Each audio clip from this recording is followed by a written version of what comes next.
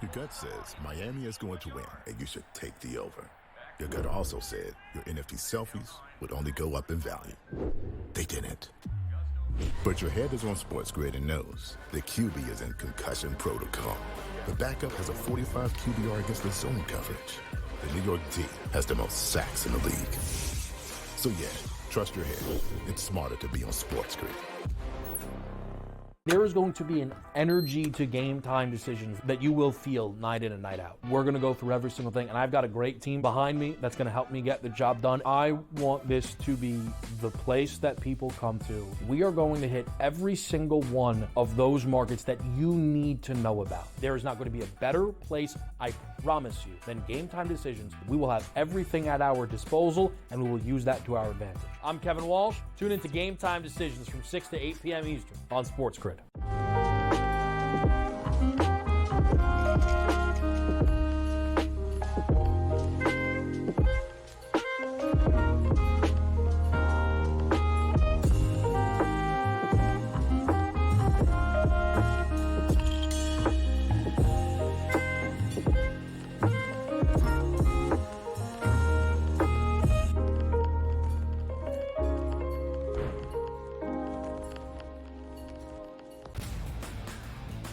Rory Mack, it's going to be remembered. It will be a lasting image from the 2024 United States Open, just like Bryson DeChambeau's 55-yard bunker shot. We love big-time winners. Like, you win a championship, we want to hear from you. You get the stage. Sometimes it's emotional. It's a great watch. We know we also love the losers who said, you know what, I just can't believe I folded down the stretch. Let me face the music here. You sort of get a new light there. The Early Line, only on SportsGrid. Ferrall has taken over. Let's go. It's Ferrall. Coast to coast. Steaks, chicks, stacks. You and I are going to make a lot of money. It's Ferrall, coast to coast.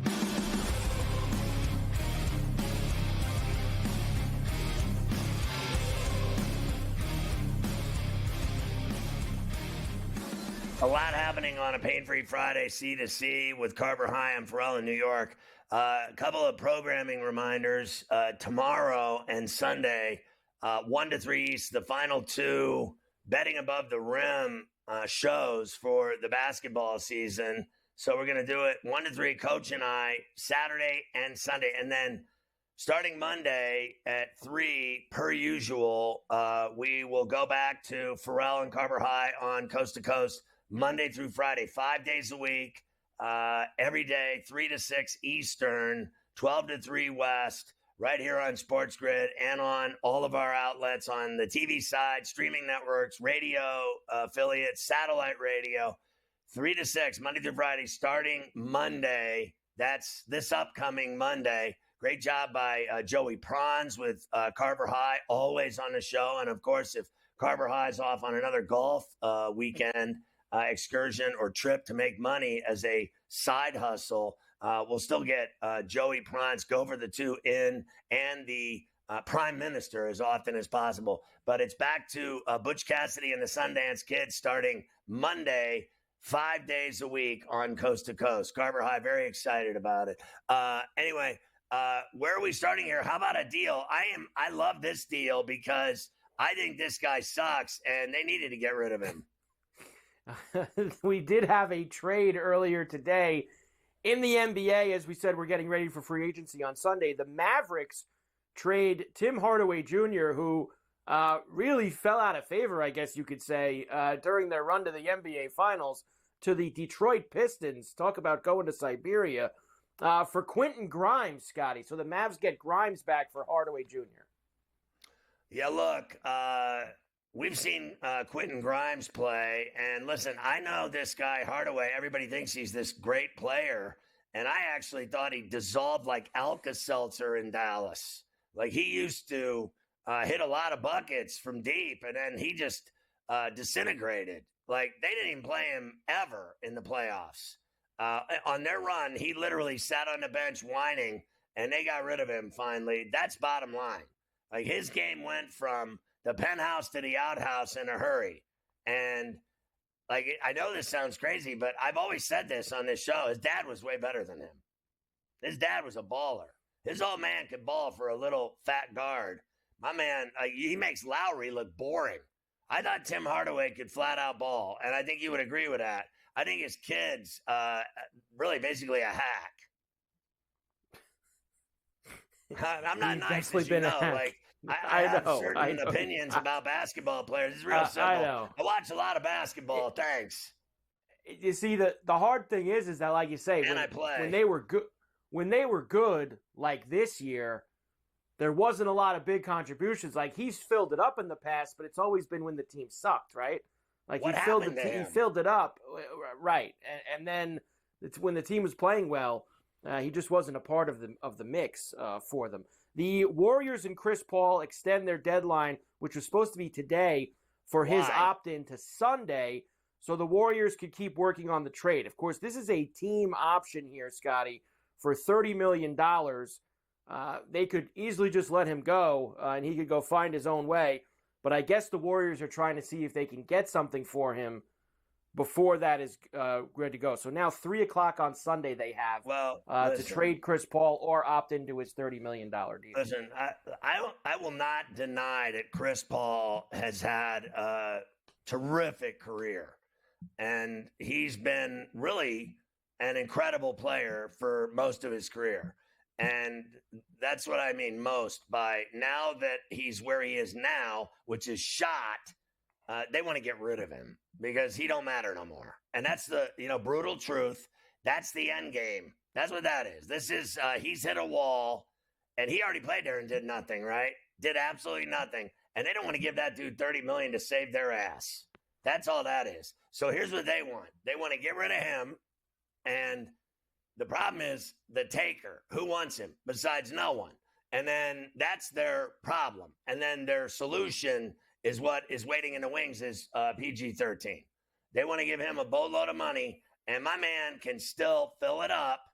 And Chris Paul doesn't fill anything up except his belly at dinner. Okay, that's it. It's over for him. I mean, where's he going to play now? You know what I say? Put it with the golf. Isn't that your line, Carver High? Put it with the golf. Send his ass to Charlotte. So everyone needs to be sent to Charlotte. Send them all to Charlotte. That's one place that you can go. Speaking of the Warriors, Steve Kerr wants Klay Thompson back with the Warriors. Klay, of course, is going to be able to go wherever he wants starting on Sunday. Allegedly, the 76ers and the Nuggets also have interest in Klay Thompson, along with, as is believed for months, the Orlando Magic. So I still think that Klay Thompson can shoot until he's dead. Like, he's going to be one of those guys. Literally, I know a bunch of them myself that can still knock it down from 30, and they're 60 years old. That can knock it down from 30. No question. Just, you're either a shooter or you aren't. My man can shoot. But he has never been, Mike, obviously the same player after the knee and Achilles. He's just not. And I got to tell you, if I'm them, and I'm not, but if I'm Dunleavy, I let him go. I think all this talk about Steve Kerr wanting him back is love for Klay, and it's not reasonable. It's not, in terms of thinking about it, in terms of reality, it's not reasonable. He is not what he was. Those days are over. And if they want to keep losing, which is what they've been doing, then bring him back. If they want to win, get rid of Paul, bring in George, and start cleaning house and getting players and ballers to play with Curry, who still has like 3 good years left at least. But Klay Thompson's already there. He's already a guy that isn't what he was. That's it. He's already there.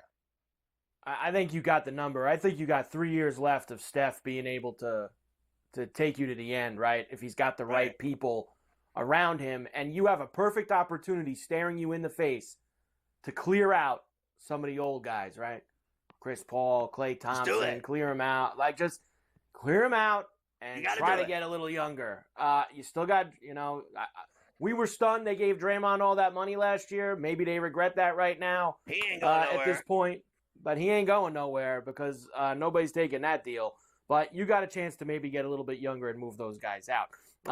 Warriors are also allegedly willing to give Paul George a 4-year max deal. We'll see what goes with that. Okay. Time out. Yes. I got 5. Yes. Keeping him is like Malkin and Letang And they gave those guys, those old geezers, contracts to stay in Pittsburgh for 5 more years, and they can't win with them. And they won 3 cups. And they thought, let's run it back, and we'll give these guys the deals. And what they should have done is what Curry has. Curry still has 3 years left. Sidney Crosby's got 4 or 5 years left of great hockey in him. He's already still top 10 in the league, top 5, in my opinion, in the NHL. But Malkin and Letang are shot, and they gave them all that money, and now they're handcuffed. It's no different than the Warriors. You have to look at the reality. Klay Thompson and Paul have to go. If you keep them, you will rue the day that you kept them, because they've already proven they can't win with them. Can't win with him. Bam is going to get 3 years and 166 from the Heat. Jimmy Butler now wants to stay with the Heat. God bless and good luck. I'm not sure if Pat Riley feels the same way. No, that's because, well, I think that Riles knows that Jimmy's a baller, without a doubt. Yeah. With a big mouth. But the reality is this: this is about next year. He doesn't want to do anything this year, because next year in 25, at the end of the year, he can go wherever he wants, and he can get that big fat bag for the last time in his career. That's what this is about. This ain't about, he wants to stay with the Heat. He just wants to play 1 more year so he can get a lot of money. That's what that's about.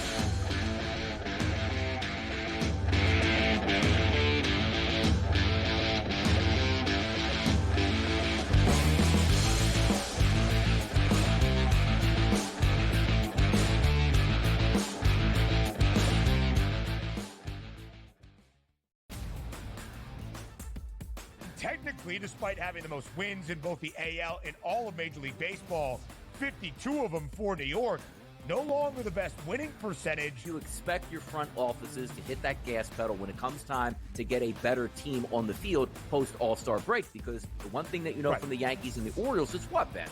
You're going to fight with each other throughout the stretch here, and you want home field advantage. The Early Line, only on SportsGrid. I think the one comparison that I'd like to make that reminds me of Tiger is Scotty's ability to make shots on a Sunday look like shots on a Thursday. And Tiger was so good at doing that too. In the high pressure leverage moments, he didn't lose a step. He was still able to hit it pin high. He's still knocking down flag sticks. He doesn't miss hit it. Only on SportsGrid. This new sports integrity partnership, Genius Sports, is involved in this. More protection. They said that's going to allow them to beef up their protection and add more integrity monitoring tools to essentially catch bad behavior before it happens. This comes, obviously, after a just ton of scandals we've had across sports betting lately, whether it's the MLB umpire, Pat Hobert. Newswire, only on SportsGrid. The Bostonian versus the book. I mean, here's the question. I know hockey players are pretty superstitious. Do they start to ask themselves the question of being like, we signed Corey Perry? We did what? No. We signed Corey Perry? Good news, boys. We're going to the Cup Finals. Bad news, boys. We're losing. At some point, you got to win one for Corey, right? I guess Get so. on the team and like, wow, this guy, we gotta win one here. The Bostonian versus the book.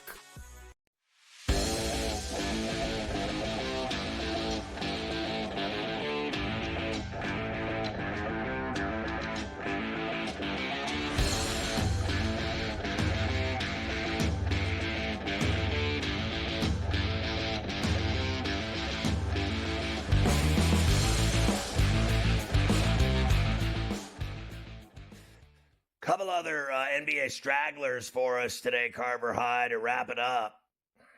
Just 2 for you, and then we'll move on to some other things. The T-Wolves and coach Chris Finch agree to a 4-year extension. Good for him. And the Zinger will miss 5 to 6 months after his leg surgery. Of course, he had an assortment of injuries throughout the NBA playoffs. He did hobble up there for that final game, made sure that he played as part of the Celtics championship celebration, but now leg surgery, 5 to 6 months. See you later. Yeah, I think that I'll stand by my earlier assessment. I give him 4 years. He's out of the league. His body just has never been in sync with playing that many games of an NBA schedule. It's too brutal for him. His body is broken down. Now he's having a major leg surgery. He's out 6 months. Literally, when is he not injured? He has never once ever been healthy in the NBA, ever. Even when he played with the Knicks, he was never healthy. Ever. With the Dallas Mavericks, he was never healthy. In Boston, he's never healthy. So guys like that, in my opinion, frankly, they just don't last in the NBA. I give him 4 years. He's out of the league. I think he's a great player. I love his game. It's easy to shoot over people when you're that big. There's no doubt the guy could shoot and play, but his body's a pansy. It's that simple. He just can't take it. And that's it. He's a pansy. That's it. We have, so there you go. There's your NBA for today. Obviously, you're going to have a little bit more with Coach coming up in the Lion's Share. Let's start the baseball now, Scotty, because it is Friday, and that means everybody's in action tonight around MLB. Let's first do a couple things from last night. A very short slate, as we know. The Yankees, they are having a very rough time of it recently. They are now 2-11. 2-9 in their last 11 games. They get smashed in Toronto by the Blue Jays last night, 9-2. Nice effort by Carlos Rodon. He gave up not one, but 2 long home runs to George Springer on Sportsnet. And Springer gets into another one. Way out of here. His second 3-run homer already tonight. I'm not sure what Vladdy told him, but maybe it had something to do with the fastball. And he's got a career high in RBIs, and it's the second inning. Who's the happiest guy in the ballpark right now? I got to tell you, though, like that's a huge night for George, for sure. The 2 3-run homers. But the reality is he's been up there now for a few years. I've gone up there and watched him play. I've gone to games. I like going to Toronto. He's got 8 home runs. He like sucks. Like, that was like the best night he's had in 5 years. He went up there and got all that money, and what's he done besides, nothing? I was going to say to you, he had 6 RBIs last night. I think he might have had 6 RBIs the whole season going into last night. Your boy George. We're not wrong, are we? You're right, though. It has been, and I know the people go, well, he had injuries, and he had this, he had that. Whatever. That's all fine and good. But facts are facts. Left Houston, got a huge bag up north of the border, and that's a loss for them. It has not worked out. He's done nothing for Toronto, nor has he led them to any promised land or helped them get any further than they have gotten. They were better before they had him. You could make that argument as well. And now they're stripping the whole thing down. That's right, too. And now they brought him in to add to those young pieces that they developed. And now they're going to strip all those young pieces down. They're going to trade Bichette. They're going to trade Vlad. They're going to move all these young, and they're going to be saddled with his deal that nobody wants for the next couple of years. So that's, that's the price sometimes that you have to pay. But I'll say this, though. At least they tried, because there's a lot of teams in baseball that don't do that. So at least Toronto tried. They had a little young core. Let's spend a little money, try to add to it, and it just didn't work out for them, but at least they tried. They tried to get Ohtani, too. They did. They absolutely tried to get Ohtani. Cubs beat the Giants 5-3 in 10 innings yesterday. I always love when Ian Happ homers, especially when he puts them ahead in the 10th inning like he did on Marquee yesterday. In the air, center field, pretty well struck. Ramos back at the track, turning, out of here! Ian Happ will touch them all. And here in the 10th, it's 5-3 Cubs. His 10th. Boy, that's a huge swing of the bat from Ian Happ. He hits home runs and rings the bell for us periodically, and he's got more home runs than Springer. He does. He does have more home runs than Springer. The Marlins beat the Phillies 7-4 last night. Weren't the Phillies like -3 Bills last night against the Marlins? Well, they were huge favorites. Very unfortunate for them. We mentioned earlier that Schwarber and Bryce Harper are both going to go on the IL today. Groin for Schwarber, hamstring for Bryce. In the game, the Phillies had a lead in this one, Scotty, late. They had a 3-run double that tied the game, and then it was burger time on Bally Sports Florida. Put it in the head. Jake Berger, high drive down the left field line, gives the Marlins the lead here in the 8th inning. Yeah, your boy Bagenberger getting involved. The Marlins stink. They really have been so pathetic this year. It's tough to watch. They're back in Philadelphia tonight, even without Schwarber and Harper. We like some other guys to step up and get it done for the Phillies. We'll give you those numbers in a little bit. The Orioles beat the Rangers 11-2. We'll quickly slide this in. Cedric Mullins, 2-run shot on Masson. Down the line and right. How about a fly ball to the right side? Mullins leaves the building again. That is how you advance a runner. A 2-run shot for Cedric. And the Orioles have homered in back-to-back innings, and they are pulverizing John Gray. I like Mullins, and he also has more home runs than Springer. I think just about everyone we mentioned has that. The Reds beat the Cardinals 11-4. Spencer Steer had a homer. By the way, he has more homers than George Springer. I can tell you that with how many times we've used him and ring the bell. Royals beat the Guardians 2-1. Good win for the Royals. And the Angels shut out the Tigers last night in Anaheim 5-0. A bunch of no-names hit homers for the Angels, but not our no-name, Adele. We needed him to hit a homer, and he did.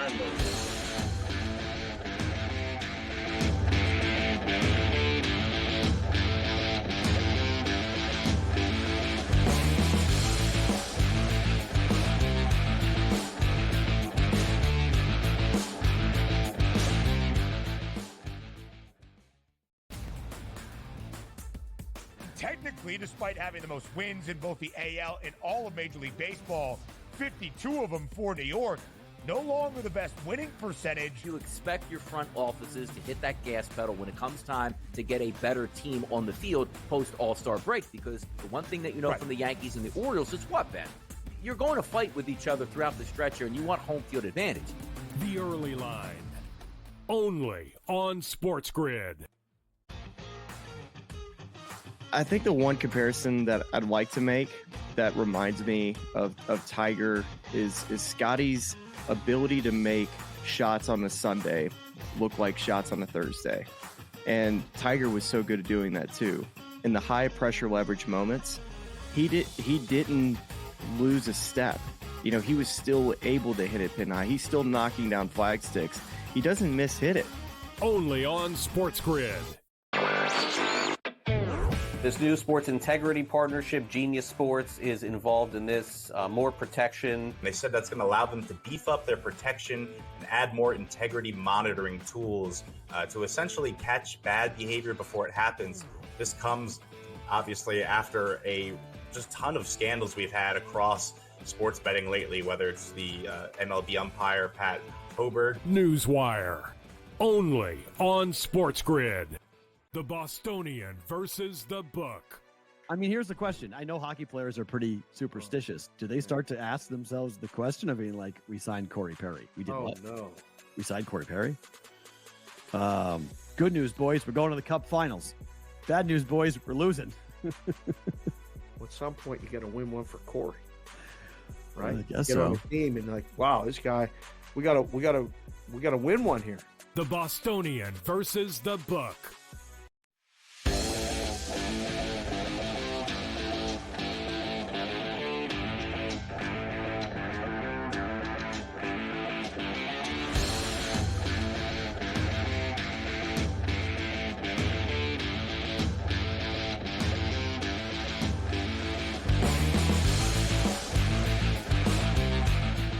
So the All-Star voting has been summed up a little bit for who the leaders are, right?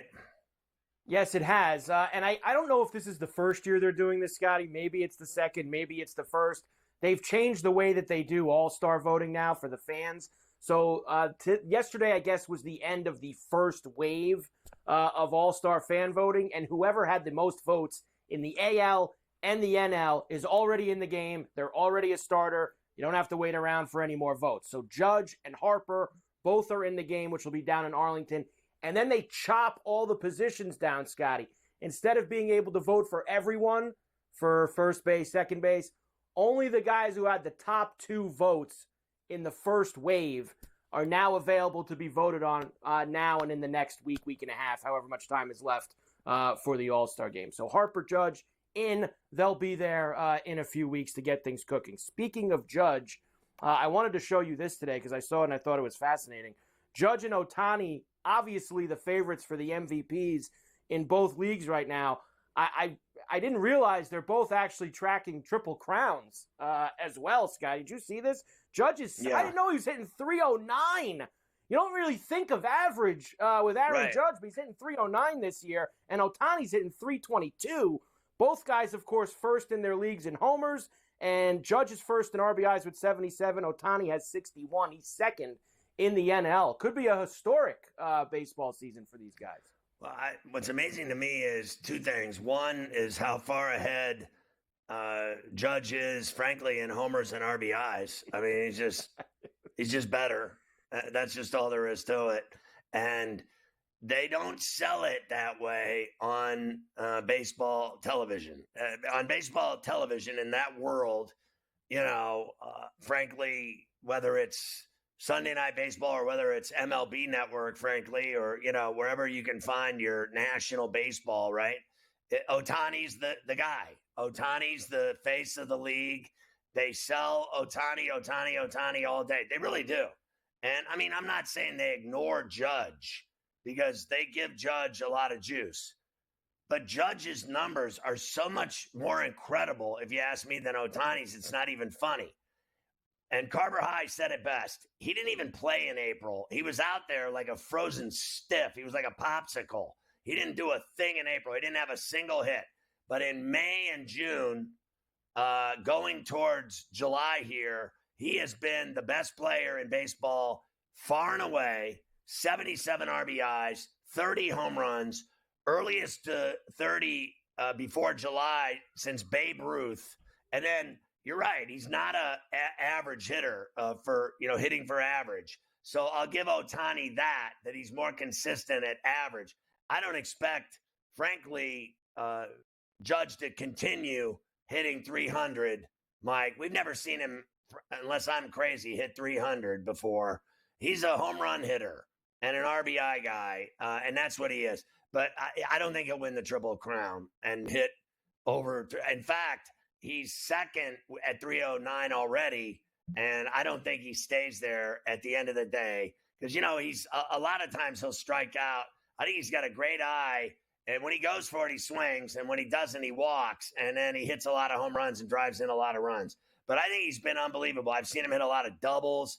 I've seen him smash a lot of opposite field shots into the gap and down the line, pulling. He's hitting it to all parts of the ballpark. He's having a great year, per usual. The only season where he hit over 300 in his career before this one was in 22, the year he had the 63 homers. He hit 311 that season, Scotty. Other years, 287, 257, 267, 278. So, and what was the other thing about that season? He played 157 games and actually played, and he wasn't hurt and played the entire year. So that makes a difference as well. He's when on it comes pace to Judge. for the exact same numbers with average at 309, and you said he was 311, and then he's actually gonna. He had 131 RBIs that year. He's gonna smash that this year. He's got 77 already. I still don't think he wins the batting title. Like I still think, right. I don't either. Yeah, but he's close. I mean, I'm not denying he's got a shot when you're second. You're not first, but he's doing everything else. He's got more RBIs this year because Soto's always on base in front of him too. So he didn't have that 2 years ago. He's got Soto always on base every time he goes up. We have the luxury of living here in New York City and watching this team every night. And then I watched those communist Mets the other night kick their ass. Fair enough, Mafia. But I got to tell you, watching this guy bat 5 times a night is better besides.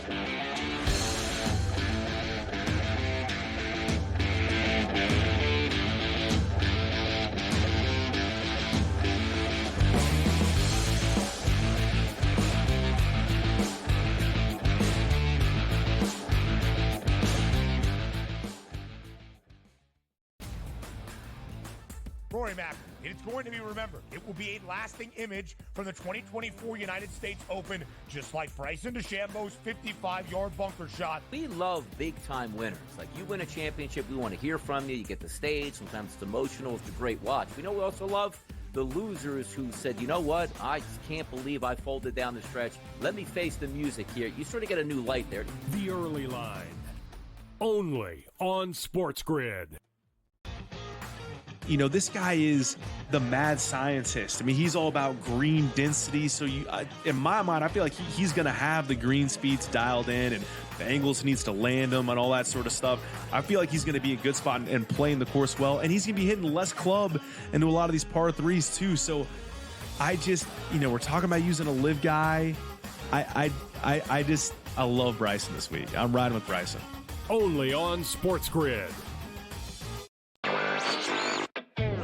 This new sports integrity partnership, Genius Sports, is involved in this. More protection. They said that's going to allow them to beef up their protection and add more integrity monitoring tools to essentially catch bad behavior before it happens. This comes, obviously, after a just ton of scandals we've had across sports betting lately, whether it's the MLB umpire, Pat Hobert. Newswire, only on SportsGrid. Do you believe that Bobrovsky's minus 420 number right now using the FanDuel Sportsbook is an appropriate pricing? I look at how strong Bobrovsky's been able to be, and he's been stealing these games. And when we look across the board for the rest of the Florida Panthers, there's not that standout player out there. So you got to remember, this is a voted on award. Game time decisions, only on SportsGrid. The brighter the lights, the bigger the stakes. Hunt or be hunted. Know your prey. This is a whole new jungle. This is The Lion's Share. Brought to you by BetMGM. So it's time for the Lion's Share, and I know people get really excited about it, and so do I, just like everyone else. And I want to tell you first about the Euro and Copa and the celebration of summer soccer at BetMGM. The Euro kick off 50% soccer boost pack, get a 50% boost for 3 different bets, an odds boost, parlay boost, live odds boost. They're going to be available through the Euros first rounders. Odds boost and live odds boost must be a minimum of 300 odds or higher. Parlay boost needs to be 3+ legs and plus 400 odds or higher. 33% odds boost will be available throughout the Copa, Farella, and the Euros as well. Go to BetMGM's mobile app on iOS or Android and get involved. You're going to love it. You'll love the app for every sport, let alone soccer. And then go to BetMGM.com for terms and conditions if you're confused at all. Coach James Young joins us. Again, a reminder, I've already said this once today. I'll say it again. Tomorrow and Sunday, 1 to 3, the 2 final Betting Above the Rim shows for the basketball season. Highly unfortunate. Also, Sunday's Betting Above the Rim from 1 to 3 will be considered the final supper. A lot like Jesus. We will not only break all the rules on the show, I can promise you that, but God only knows what else could happen. Coach, I want to start with this. We have talked at great length today about several things. One of which is the Summer League starts July 6th with the California Classic. And then you got the Salt Lake League. Then you got Vegas in 2 weeks from now on like July 12th, where every team is involved in Sin City at UNLV, at the Thomas and Hack and the Cox. That's going to be awesome. And we are of the ilk of we should be there. We should be doing shows from the MGM Grand and going to 4 basketball games every day for 2 weeks and seeing how much trouble we can get into at the naked pools around Sin City and your rehab that you've been caught naked at over at the Hard Rock. I know you're a troublemaker in your prime. You were much more devious than you are now. Yeah, a little bit of a rebel rouser back in the day. Hey, Champ Bailey, good guy. Joey Porter, great guy. Teddy Ginn, not a fan. Wasn't very nice, that Ted Ginn Jr. I believe that. So are you stoked to watch these youth play? Oh, I always am. I'm a basketball coach. I want to see, because this is such a bad draft, I want to see Reese Shea. I want to see how this guy performs. I want to see if Alex Sarr is this defensive monster they talked about. I want to see Zach Edey if you actually foul him, they actually call a foul. I want to see this backcourt of Rob Dillingham and Terrence Shannon Jr., who I think is going to be absolutely dynamic with Minnesota. I want to see Steph Castle. I pray we can see Wemby, but I know we're not going to see that. But I want to see the evolution of some of the younger guys in their second year taking that big step. But I also want to see these young guys in their first action of the NBA. The only problem is, Ferrall, there's a lot of fouls because these kids don't understand how games are called yet. I said earlier on the show that the Warriors should get rid of Klay Thompson and CP3 and do the deal with George. He still fills it up and scores ad nauseum. They've got to admit that it's over. The run is over. The window's closed. They're not bringing him back to win anything, Klay Thompson. And CP3's already shot. They need to clean house and bring in George. That's it. That's all there is to it. And I think they dread the decision. They don't want to do that to Klay, but they have to. They have to. And honestly, I think that the best landing spot for Klay Thompson, honestly, go to Orlando. Because Lord knows them cats can't shoot the ball worth a lick in that franchise. And they got some monsters, and obviously Wagner and Banchero, which sucks at the point. But when you look at Golden State, Ferrall, it's a shame. It was a great run, but now they're almost at a point where they're like the middling franchise that's just trying to hang on for dear life. I'll give you one more. I think they need to move Andrew Wiggins. I think Andrew Wiggins has been a flop since the finals in 2022. He got fat. He doesn't look motivated. There's talk of maybe moving Bobby Portis and some pieces to go get Wiggins out of there. Would Bobby Portis move the needle? I mean, I guess. But at the end of the day, there's a lot on Klay, right?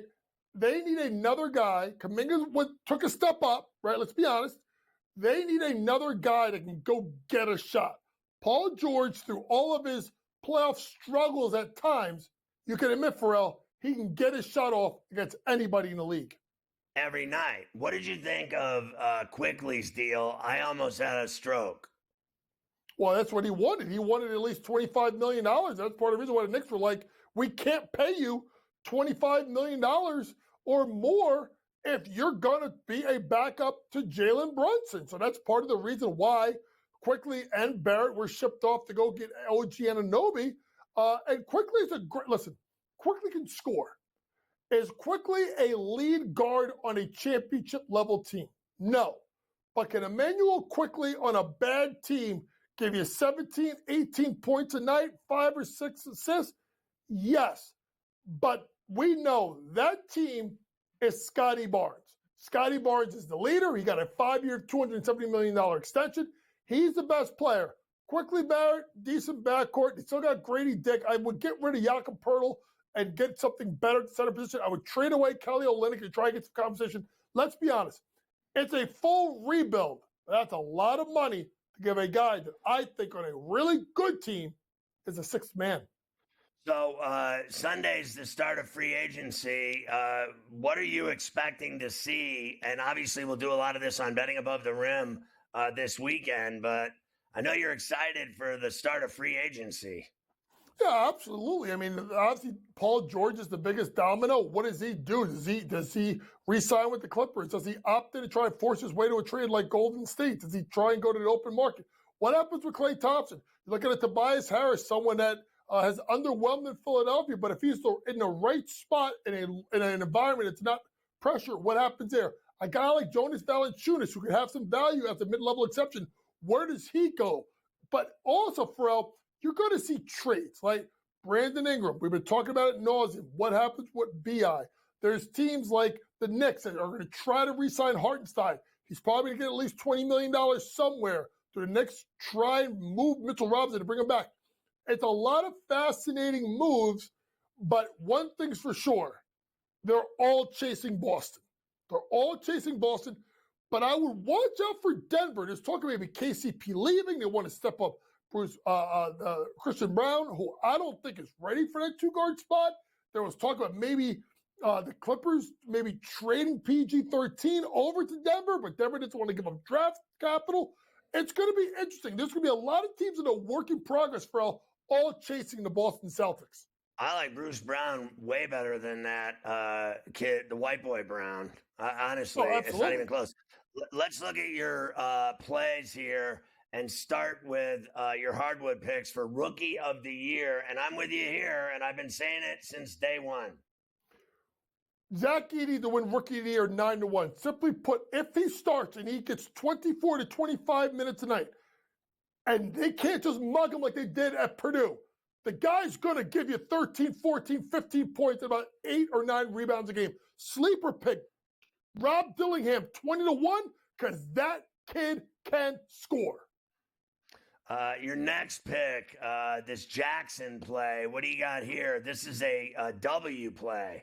Yeah, I'm going with Rickea Jackson over 10.5 points. This is someone that can fill it up. Dariqa Hamby's the only person on that team that's worth a damn that could score in bunches. And Rickea is starting to get more time, especially with the fact that Cameron Brink is out. Rickea Jackson, even money over 10.5 points, Ferrall. And your last play, you got Carrington going. That's my girl up in Connecticut. Ferrall, I did it just for you. Carrington could score. Second game of back-to-back. They're playing Atlanta. Atlanta don't play no damn defense, especially in the guard spot. Carrington gets busy. And you know she's got a thing for me. Like, you know it's going on. There's a lot of that going on. I'll see you tomorrow at 1, Coach.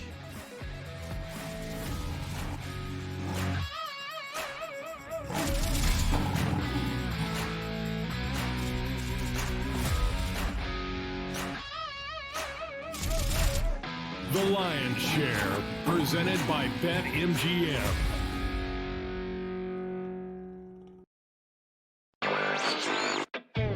This new sports integrity partnership, Genius Sports, is involved in this. More protection. They said that's going to allow them to beef up their protection and add more integrity monitoring tools to essentially catch bad behavior before it happens. This comes, obviously, after a just ton of scandals we've had across sports betting lately, whether it's the MLB umpire, Pat Hoberg. Newswire, only on SportsGrid.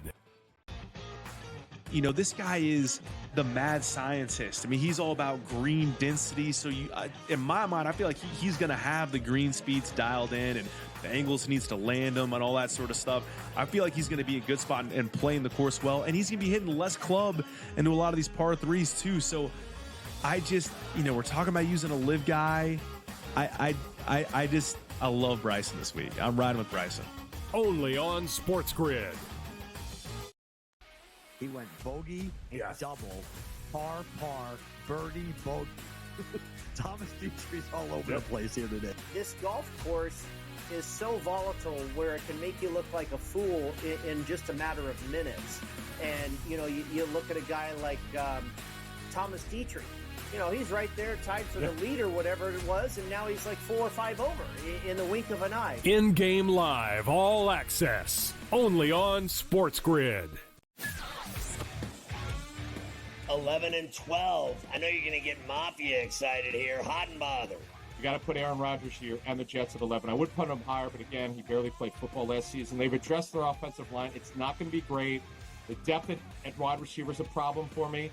Defense, perhaps the best in the National Football League. If Rodgers plays 14 games, they're probably going to win that division over the Bills. Ferrall Coast to Coast, only on SportsGrid.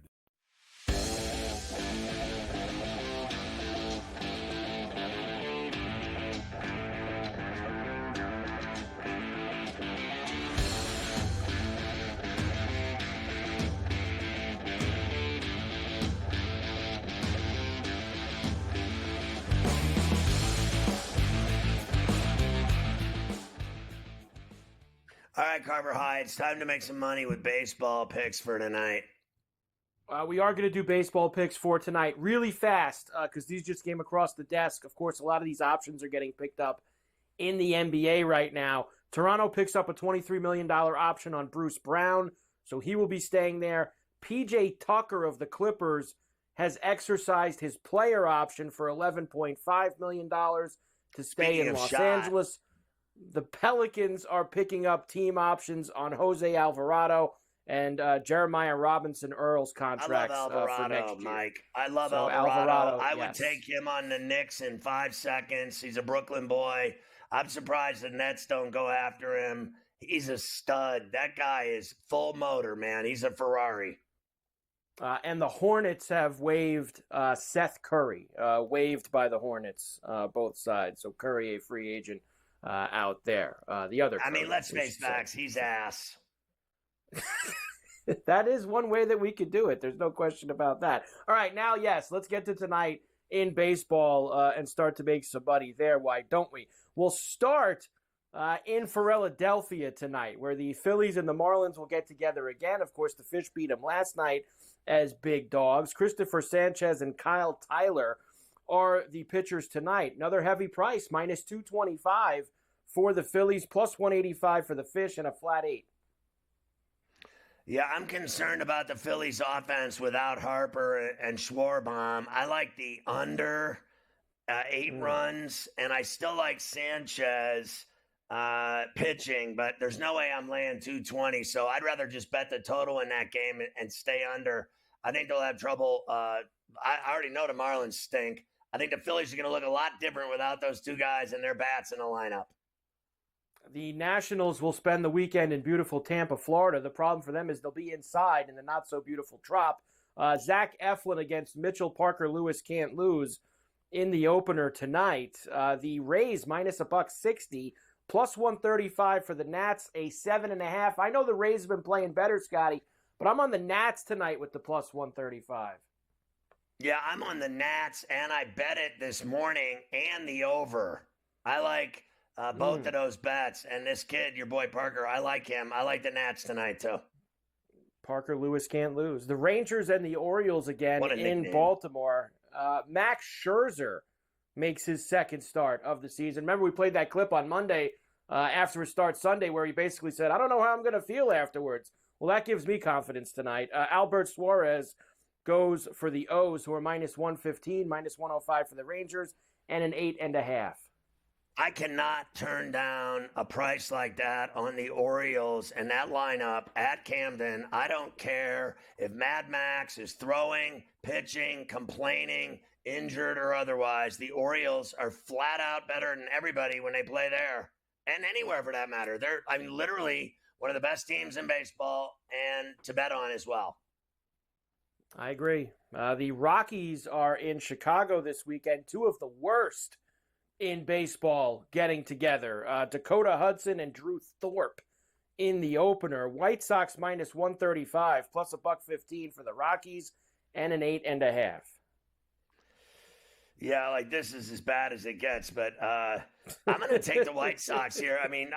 Dakota Hudson, honestly, is, I think, having the worst season of any player in literally any sport in the world.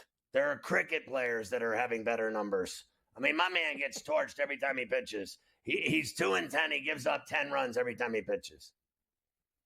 Certainly seems that way. The Yankees are still in Toronto. It will be Marcus Stroman tonight against Kikuchi going against the Bombers. Pick 'em, minus 110 both ways and an 8.5. I think the bleeding stops tonight. I'll take the Yankees and the showman, Stroman, and Mr. Judge and Soto. I only need those two to swing. That's what I need. And I need that pitcher to pitch better than Kikuchi. Kikuchi has not been good. He got the great name, and that's it. That's about all that he has, indeed. The Astros are at Citi Field this weekend against the Mets. It'll be Ronel Blanco against Jose Quintana tonight. Another pick 'em for you here, Scotty. Minus 110 on both sides and an 8.5. Blanco has been unbelievable, right? Absolutely unbelievable.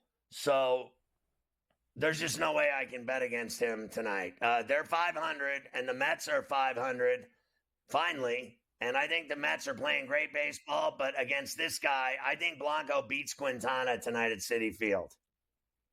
Padres are at Fenway Park against the Red Sox. It's gas can night, baby, because we have Randy Vasquez and Nick Pivetta on the hill. Minus 150 for the Sox, plus 125 for the Padres, and a big fat 9.5. Up, and away for me.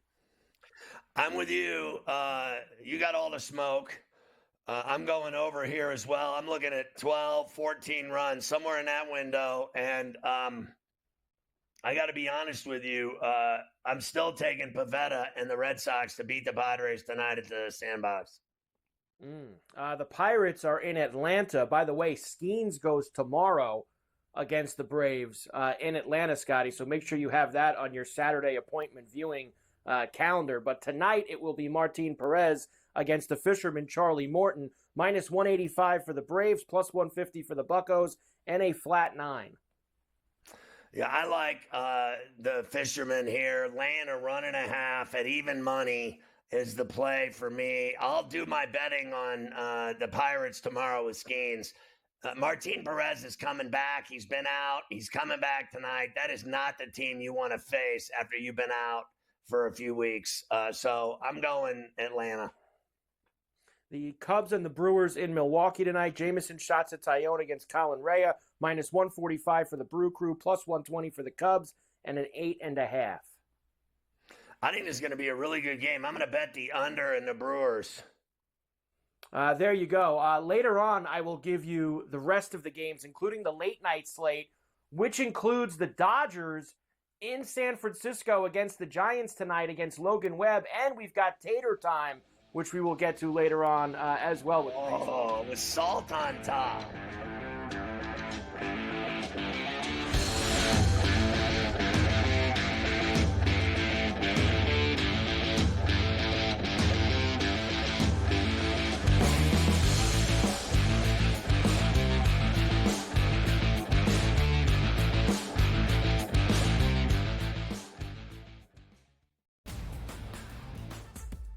Technically, despite having the most wins in both the AL and all of Major League Baseball, 52 of them for New York, no longer the best winning percentage. You expect your front offices to hit that gas pedal when it comes time to get a better team on the field post All-Star break, because the one thing that you know from the Yankees and the Orioles is what, Ben?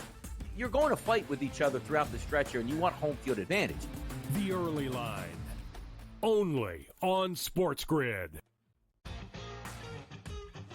I think the one comparison that I'd like to make that reminds me of Tiger is Scotty's ability to make shots on a Sunday look like shots on a Thursday. And Tiger was so good at doing that too. In the high pressure leverage moments, he didn't lose a step. You know, he was still able to hit it pin high. He's still knocking down flag sticks. He doesn't miss hit it. Only on SportsGrid. This new sports integrity partnership, Genius Sports, is involved in this. More protection. They said that's going to allow them to beef up their protection and add more integrity monitoring tools to essentially catch bad behavior before it happens. This comes, obviously, after a just ton of scandals we've had across sports betting lately, whether it's the MLB umpire, Pat Hoberg. Newswire, only on SportsGrid. The Bostonian versus the book. I mean, here's the question. I know hockey players are pretty superstitious. Do they start to ask themselves the question of being like, we signed Corey Perry? We did what? No. We signed Corey Perry? Good news, boys. We're going to the Cup Finals. Bad news, boys. We're losing. At some point, you got to win one for Corey, right? I guess Get so. on the team and like, wow, this guy, we gotta win one here. The Bostonian versus the book.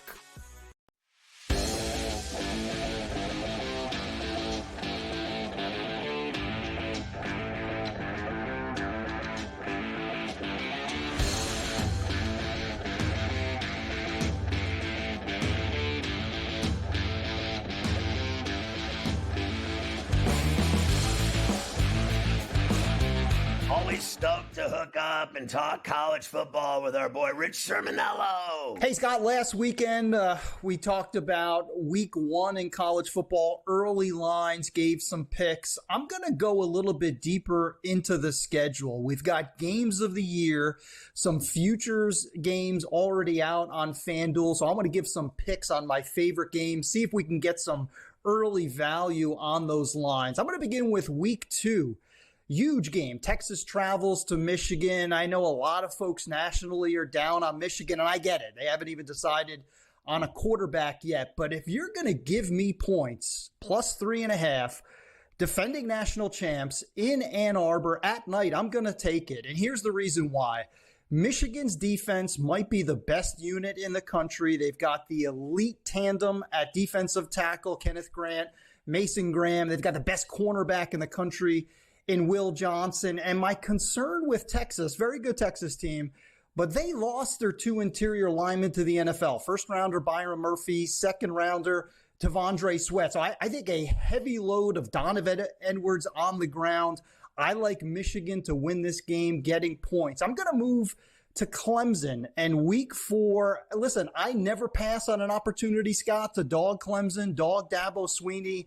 I think he's not doing a good job in this era of the transfer portal and NIL, but I think there's too much disrespect in that game against NC State. Clemson minus 6.5. I'm seeing a lot of books going to 7, 7.5. Under a touchdown, I'm taking Clemson, giving 6.5 to NC State. They've won 9 straight over the Wolfpack in Death Valley. I think Cade Klubnik, their quarterback, year 2 in Garrett Riley's system, I think he's going to be a lot more competent, an elite defense again for Clemson. And I don't like Grayson McCall, the new quarterback at NC State. Without Jamie Chadwell at Coastal Carolina, he struggled last year. Now I'm going to go to a neutral site, October 12th, Red River rivalry. Listen, I swear, I'm not down on Texas per se, but you're going to give me 8.5 points at Oklahoma against Texas. Brent Venables is really beginning to turn the Sooners around. That defense is one of the top 20 units in the country. I love their young quarterback, Jackson Arnold. I think this is a toss-up game. Listen, Oklahoma, Scott, has won 5 of the last 6 meetings between these schools.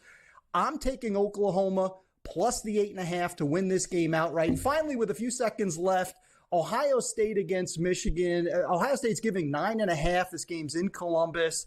This is 3 years worth of vengeance for the Buckeyes. I'm laying the points. 7 of the last 9 meetings in the game have been decided by double digits. I think this is no difference. I think Ohio State rolls and moves on to a Big Ten title after this. Give me Ohio State minus 9.5 against Michigan.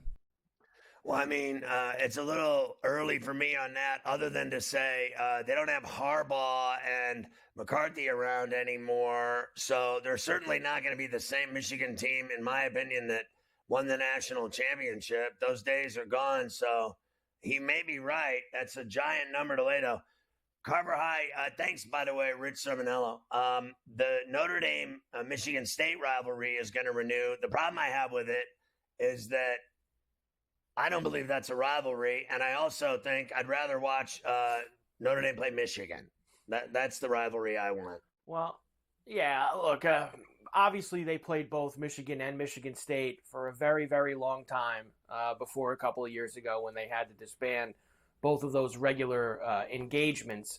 I think most would say that Michigan is the bigger rivalry, and I think that part of that is also, Scotty, just because Michigan is, for the most part, always been better, right? And I think that right. Also factors in to the equation. But I don't mind if they want to bring Sparty by for a couple years for the Irish to get themselves a couple of wins. I'm never going to say no to that. I'll tell you another thing. I don't buy frankly, the Navy and the Stanford either. Or, I'm okay with USC, but the Navy and Stanford thing is just not cutting the mustard for me anymore. And no one cares about Michigan State football. Let's just get real.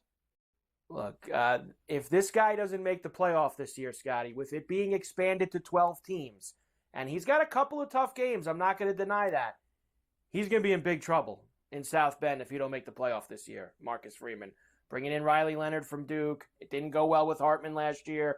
He's going to have to get this done this year, that's for sure. They also gave you the toughest places to play in the new video game. Texas A&M. Irish are rolling in there week number 1 and getting a victory down at College Station. What do you think of that? Down at Kyle Field.